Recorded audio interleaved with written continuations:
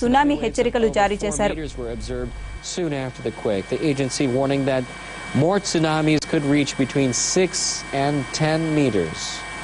The agency warning that more tsunami could be reached to Japan.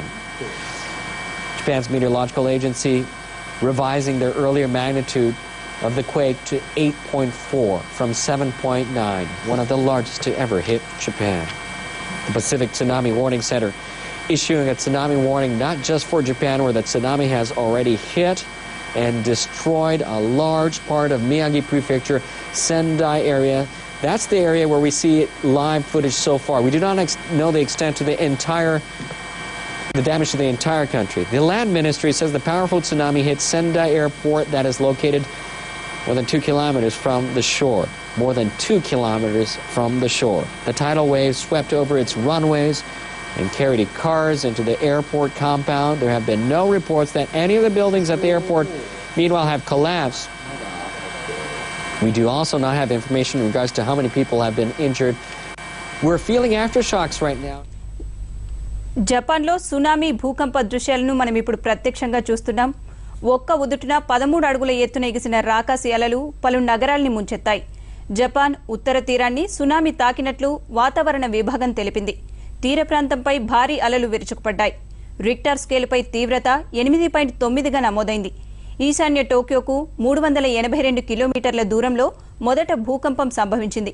భూకంపం వల్ల టోక్యోలో పలు నిమిషాల పాటు భవనాలు కంపించాయి. ప్రజలు బయటకు పరుగులు తీశారు. టోక్యోలో సుమారు 6 చోట్ల అగ్ని ప్రమాదాలు సంభవించాయి.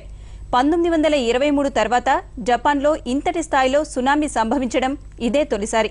ఉవ్వెత్తున ఎగిసిపడిన అలలు హన్షు దీనిలో మిగాయి తీర ప్రాంతాన్ని ముంచెత్తింది. అలల తాకిడికి ఇళ్లు వాహనాలతో పాటు ఊరినంతా ఊడ్చిపెట్టేసింది.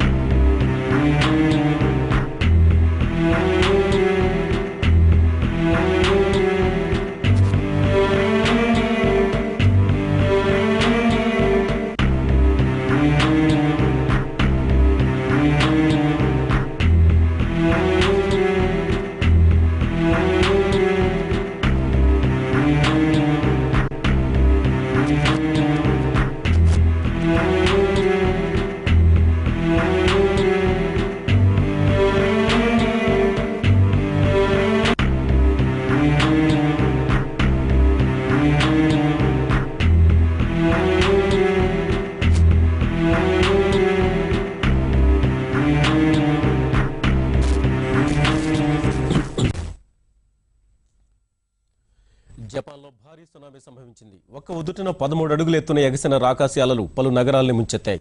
జపాన్ ఉత్తర తీరాన్ని సునామీ తాకినట్లు వాతావరణ విభాగం తెలిపింది. తీర ప్రాంతంపై భారీ అలలు విరుచుకుపడ్డాయి. రిక్టర్ స్కేల్పై తీవ్రత 8.9గా నమోదైంది. ఈశాన్య టోక్యోకు 382 కిలోమీటర్ల దూరంలో మొదట భూకంపం సంభవించింది. భూకంపం వల్ల టోక్యోలో పలు నిమిషాల పాటు భవనాలు కంపించాయి. ప్రజలు బయటకు పరుగులు తీశారు. టోక్యోలో సుమారు 6 చోట్ల అగ్ని ప్రమాదాలు సంభవించాయి. 1995 తర్వాత జపాన్లో ఇంతటి స్థాయిలో సునామీ సంభవించడం ఇదే తొలిసారి. ఊవెత్తిన ఎగసిపడిన అలలు హౌన్స్ దీవిలోని మియాగి తీర ప్రాంతాన్ని ముంచెత్తింది. అలల తాకిడికి ఇళ్లు, వాహనాలతో పాటు ఊరినంతా ఊడ్చిపెట్టేసింది.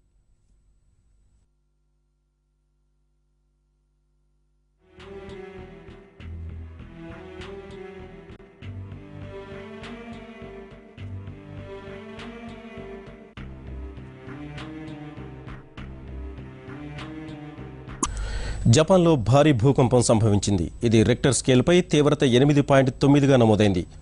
జపాన్ ఉత్తర తీరాన్ని తాకింది సునామీ. జపాన్ తీర ప్రాంతంలో 13 అడుగుల ఎత్తున ఎగసిపడుతున్న అలలు, తీరం వెంబడి ఇళ్లు, ఫామ్ హౌజులను తుడిచిపెట్టిన అలలు, టోక్యోలో పలు నిమిషాల పాటు కంపించిన భవనాలు, బయటకు పరుగులు తీసిన ప్రజలు. రష్యా, ఫిలిప్పీన్స్, ఇండోనేషియా కూడా సునామీ హెచ్చరికలందాయి. 1995 తర్వాత జపాన్లో ఇదే అతిపెద్ద భూకంపంగా నమోదైంది. జపాన్లో ఈ వారంలో ఇది రెండో భూకంపం. సెండాయికు తూర్పుగా 130 కిలోమీటర్ల దూరంలో భూకంప కేంద్రం ఉన్నట్లు అధికారులు గుర్తించారు. భూకంపం వల్ల టోక్యోలో దెబ్బతిన్న 40 లక్షల భవనాలు, నిలిచిపోయిన విద్యుత్ సరఫరా, విమానాశ్రయాల్ని మూసివేశారు. సముద్రపు నీటిలో సెండాయి విమానాశ్రయం నీట మునిగింది. సునామీ ధాటికి మియాగి ప్రాంతంలో కెసునుమా నగరంలోకి ఒక నౌక చొచ్చుకొని వచ్చినట్లు తెలుస్తోంది. బహుళంతస్తు భవనం నుంచి మంటలు ఎగిసిపడుతుండగా టోక్యోలోని వడైబా ప్రాంతంలో మరో భారీ అగ్ని ప్రమాదం జరిగినట్లు, టోక్యోకు ఈశాన్యంగా 380 కిలోమీటర్ల దూరంలో ఈ భూకంప కేంద్రం ఉన్నట్లు అధికారులు గుర్తించారు. భూకంపం వల్ల టోక్యోలో పలు రైళ్లు నిలిపివేశారు. సహాయ చర్యల కోసం సైన్యం రంగంలోకి దిగింది. భూకంపం దాటికి టోక్యోలో పెద్ద భవనం కూలి పలువురికి గాయాలైనట్లు సమాచారం.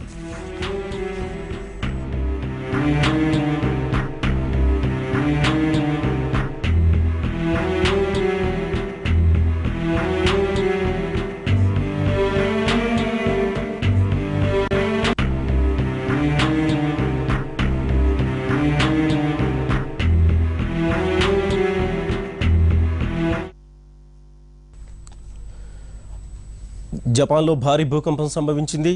అదేవిధంగా దీనికి సంబంధించి ప్రస్తుతం మా ప్రతినిధి ధనుంజయ్ అడిగి మరిన్ని వివరాలు తెలుసుకుందాం. ధనుంజయ్, చెప్పండి, ప్రస్తుతం జపాన్లో సంభవించినటువంటి భారీ ఈ సునామీతోటి మన దేశంలో ఏమైనా తీర ప్రాంతాలకు ప్రమాదం ఏమైనా వచ్చే అవకాశం ఏమైనా ఉందా? కిషోర్ బాబు, జపాన్ తూర్పు తీరంలోని హోన్స్ వద్ద ఈ సునామీ భూకంపాలు సంభవించే సముద్ర తీరంలో దాదాపు రెండు మార్లు అక్కడ భూమి తీవ్ర స్థాయిలో కంపించింది. మొదటి మారు 11 మన భారతీయ కాలమానం ప్రకారం 11 గంటల 55 నిమిషాలకు 7 రిక్టర్ స్కేల్ మీద 7.2గా నమోదైంది. అది సముద్రం లోపల, అంటే జపాన్ తూర్పు తీరం హోన్స్ తీరంలోనే 10 కిలోమీటర్ల లోతులో ఈ భూకంప కేంద్రం ఉన్నట్టుగా భూకంప అధ్యయన కేంద్రం స్పష్టం చేసింది. అలాగే రెండో మారు కూడా కొద్ది నిమిషాల తేడాలో రెండో మారు 8.6 మాగ్నిట్యూడ్ తో ఇంకొక భూకంపం సంభవించింది. ఇది భారతీయ కాలమానం ప్రకారం మరో 4 నిమిషాల తర్వాత ఇది సంభవించింది. దీని తీవ్రత మొత్తం భూకంప జపాన్